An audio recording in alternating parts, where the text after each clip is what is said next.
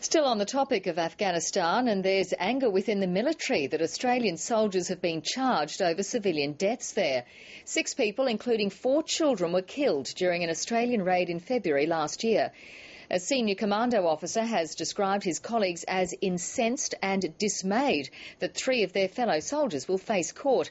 Those feelings are shared by a recipient of the Victoria Cross. Michael Vincent reports.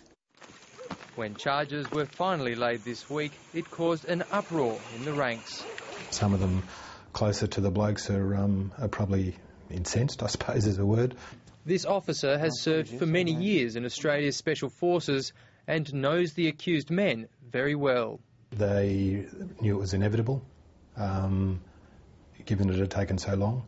In February 2009, a man suspected of being a Taliban insurgent and a woman and 4 children were killed in a nighttime raid by Australian Special Forces. One of those soldiers has now been charged with manslaughter. I understand that the maximum penalty is some 20 years in prison or something like that. Well, that's astounding for what the circumstances are.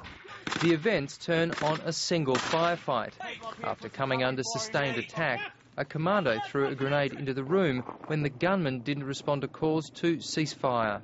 They then realised that he was going to keep going, he was intent on it, so they put a second hand grenade in, and he stopped.